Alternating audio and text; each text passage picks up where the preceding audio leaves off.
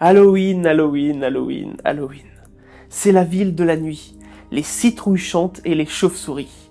On plaisante, on fait des bêtises, on ne sait pas quelle sera la prochaine surprise. Même si tout le monde sait que la soirée d'Halloween est organisée par Jack Skellington à Halloween Town, il est temps pour nous de nous pencher sur les origines plus lointaines de cette fête. Prêt à en savoir plus sur la fameuse soirée du 31 octobre ? Alors c'est parti pour un peu de culture.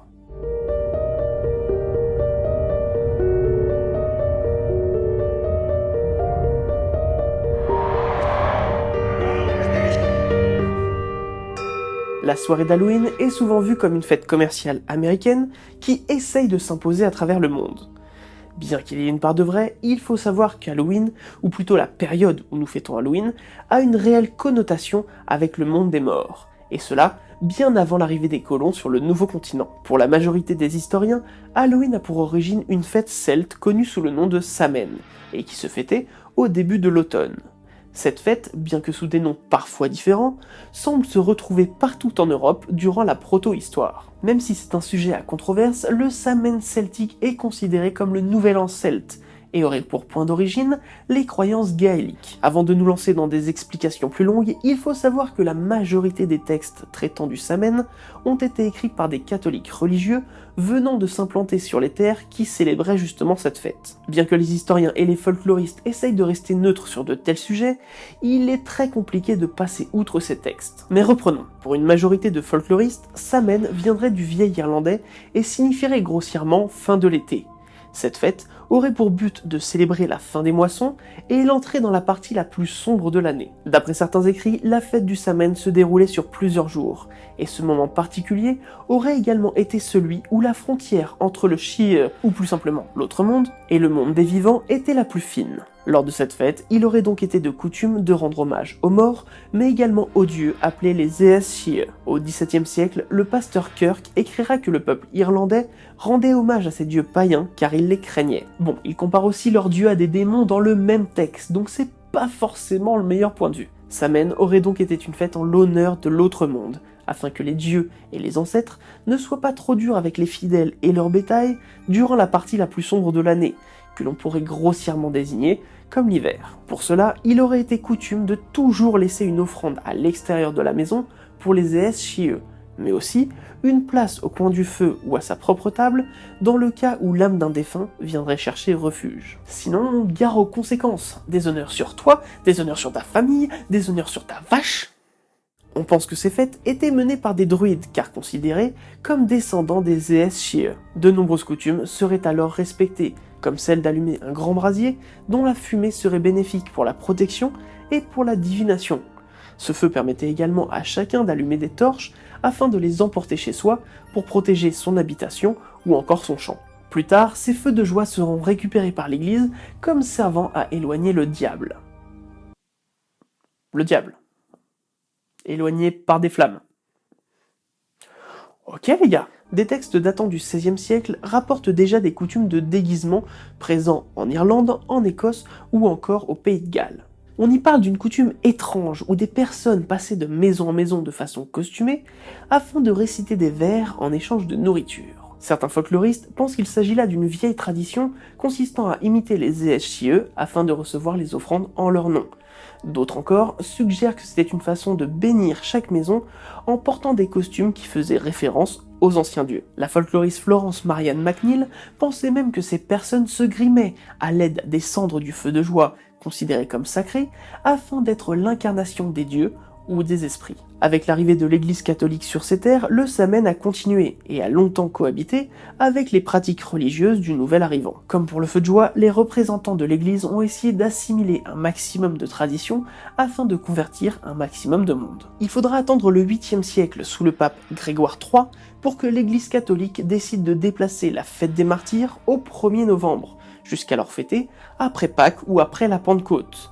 Il décide également d'élargir cette fête à tous les saints, donnant ainsi naissance à la fête de la Toussaint. Déplacer les festivités chrétiennes était chose courante. Cela permettait ainsi de christianiser les païens en associant les fêtes et en imposant petit à petit la vision de l'Église. Permettez-moi de digresser un peu afin de vous parler de cette fameuse fête des martyrs. Il apparaît que cette fête a elle-même remplacé une fête plus ancienne, les Lemuria romaines. Cette fête, qui se déroulait au début du printemps, avait pour but d'éloigner les mauvais esprits. Et c'est exactement à la même période que la religion montante a décidé de fêter ses martyrs. Cette fête, on la doit au pape Boniface IV durant le 7e siècle. Mais revenons-en à notre Samhain. Au 9e siècle, le pape Grégoire IV décide qu'il faut célébrer la fête de la Toussaint sur tout le territoire catholique, et officialise ainsi la date de cette célébration. Du moins, c'est ce que les historiens retiendront comme début officiel de la Toussaint au 1er novembre. Plus tard, à la fin du Xe siècle, les moines de l'ordre de Cluny en Aquitaine commencent à commémorer les morts le lendemain de la fête de la Toussaint. Cependant, on ne sait pas si c'était dans le but de coller d'autant plus aux festivités du Samhain qui se déroulaient sur plusieurs jours, ou juste dans celui de se rapprocher du peuple en fêtant les défunts de l'année passée. L'ordre de Cluny eut une telle importance dans les siècles suivants que la fête des morts est restée inscrite dans nos calendriers français à la date du 2 novembre. On considère généralement qu'au début du XIIIe siècle, toute l'Europe fêtait la Toussaint, et qu'avec elle, de nouvelles coutumes ont vu le jour. La veille de la Toussaint, les cloches des églises sonnaient pour rappeler aux fidèles la messe organisée à cette occasion. Mais ça, c'est une tradition que l'on retrouve à la veille de tous les grands événements religieux, comme Noël ou Pâques par exemple. Là où l'on peut constater que la veille de la Toussaint est bâtie sur des fondations païennes, c'est par la coutume du gâteau des âmes. Il s'agit là de préparer un gâteau en l'honneur de toutes les âmes baptisées. La veille de la Toussaint, des groupes de pauvres, généralement des enfants, font du porte-à-porte afin de récolter des morceaux du gâteau en échange de prières envers ceux qui sont morts. En somme, les offrandes païennes ont légèrement été transformées. Pour certains folkloristes, c'est cette tradition catholique qui est à l'origine du porte-à-porte et de la chasse aux bonbons que l'on a aujourd'hui. Malgré tout, elle n'est pas sans rappeler la quête que faisaient les Celtes avant eux. Selon l'auteur Prince Soriconté, les enfants pouvaient se déguiser afin que les âmes qui erraient ce soir-là ne les reconnaissent pas. Âmes qui seront renvoyées dans l'au-delà le jour de la Toussaint. Ce qui semble vachement païen. La veille de la Toussaint était donc devenue une fête à part entière où l'on retrouve, selon les régions et les pays, un mélange entre très vieux folklore et tradition catholique. Mais si la fête d'Halloween est si associée aux États-Unis, c'est grâce à l'arrivée de migrants irlandais et écossais sur le Nouveau Monde. Suite à la Grande Famine de 1845, c'est près de 2 millions d'individus qui arrivent dans le nord de l'Amérique, apportant avec eux leurs coutumes et leurs traditions. Jusque-là, les colons avaient bien sur leur calendrier la fête de la Toussaint, mais il n'a jamais été fait mention de la grande fête d'Halloween avant cette nouvelle migration de masse. Au XIXe siècle, la fête d'Halloween, ou plutôt le Samhain évolué des peuples d'origine gaélique, devient visible, mais n'est fêté que chez ces migrants irlandais et écossais. Les enfants se déguisent en ce que l'on pourrait considérer comme des âmes ou des fantômes et font du porte-à-porte afin de récolter de la nourriture, plus généralement du gâteau.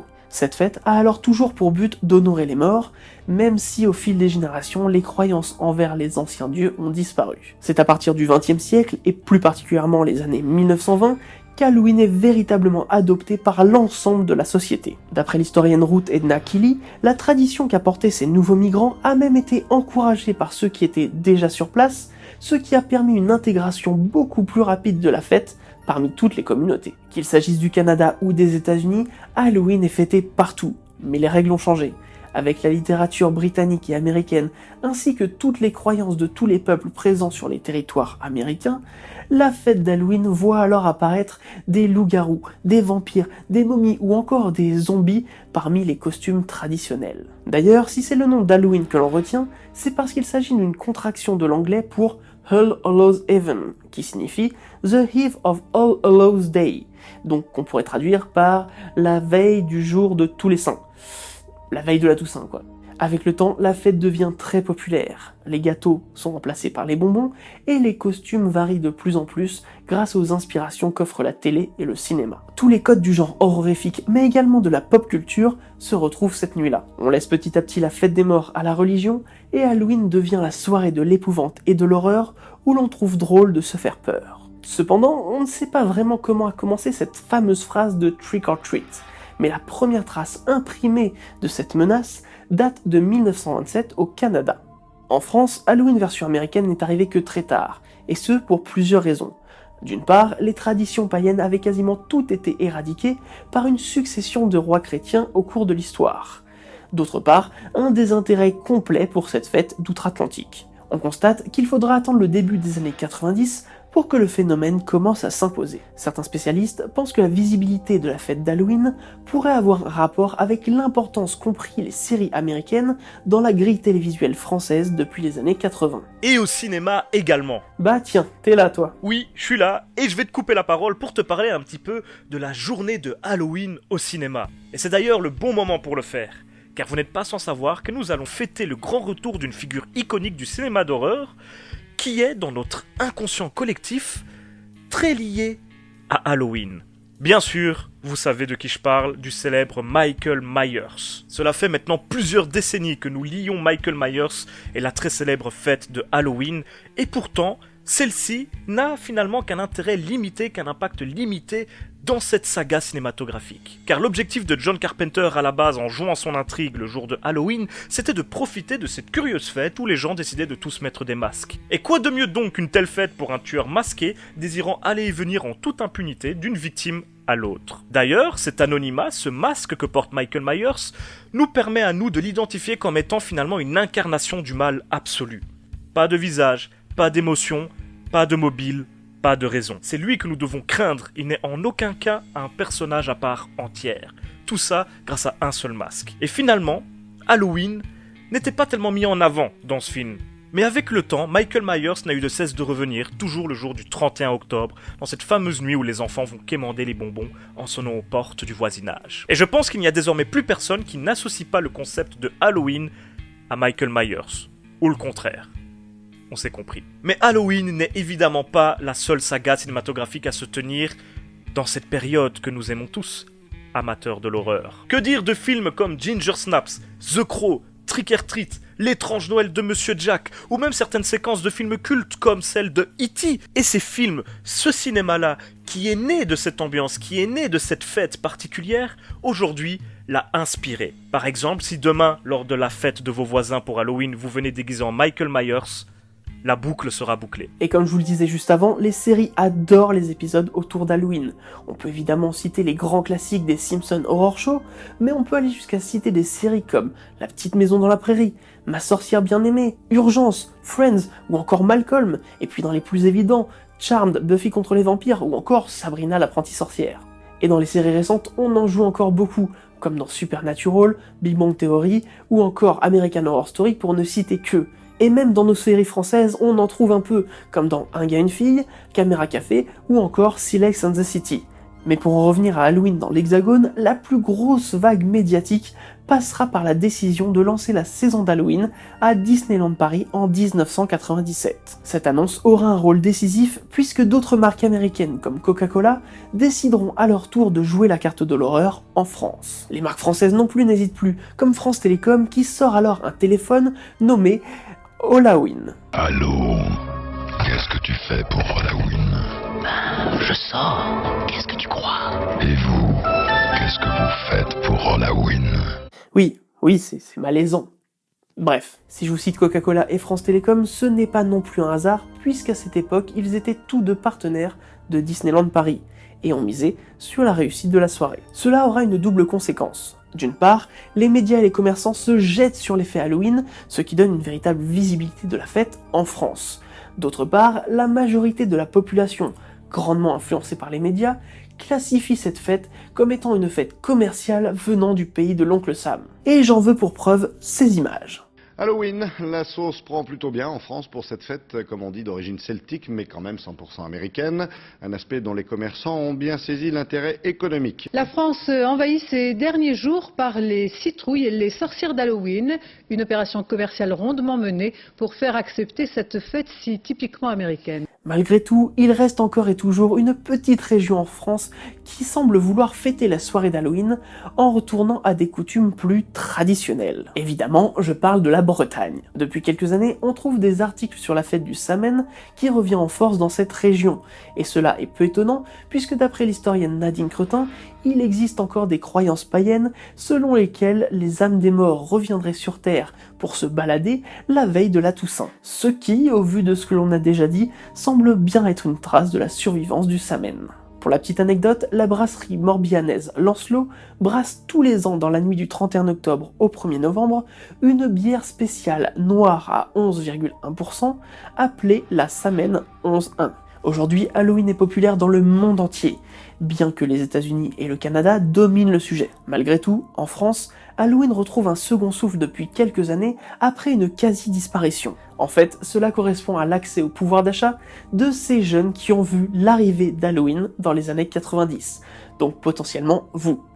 Et moi, carrément. Pour faire un test, j'avais demandé sur Twitter à quelle fréquence vous fêtiez Halloween, et j'ai trouvé ça super triste de constater à quel point c'était peu célébré, car que l'on souhaite fêter ça de façon religieuse en l'appelant Samhain, parce qu'on a des convictions wiccanes ou celtiques, ou juste folkloriques, que l'on trouve que cette fête soit trop américaine ou trop commerciale, peu importe, ça reste une fête et c'est encore un moyen de s'amuser ensemble ou juste au moins de faire un truc un peu différent du reste de l'année. Et même si vous vous retrouvez tout seul le soir d'Halloween, rien ne vous empêche de vous faire une petite soirée spéciale trouille. N'oubliez donc pas, pour cette soirée très particulière, il y a toute une tonne de films que vous pouvez regarder pour passer un moment tout particulier. Bien entendu, vous pouvez également la passer en vous passant toutes les vidéos de la chaîne de Occulture, ça fera très bien le taf. Ou encore celle de Az qui, j'en suis sûr, vous donnera plein d'idées de films pour Halloween, ou encore vous aidera d'inspiration pour vos costumes. Et puisqu'on parle de costumes et par conséquent de masques, je me permets, en plus de la chaîne de Az, de vous conseiller la sublime chaîne de Romain Oulès et de son émission Derrière le masque, qui vous instruiront tout en vous donnant des idées pour Halloween. Si c'est pas magnifique ça. Sur ce, j'espère que l'épisode vous a plu. N'hésitez pas à partager dans les commentaires vos pires ou vos meilleurs souvenirs d'Halloween. N'hésitez pas non plus à me rejoindre sur les réseaux sociaux, Instagram, Facebook, Twitter, ou encore Tipeee et Utip si vous voulez soutenir la chaîne. Quant à moi, je vous dis à très vite pour un nouveau moment de culture, et comme le dirait un très bon ami à moi... Faites de beaux cauchemars.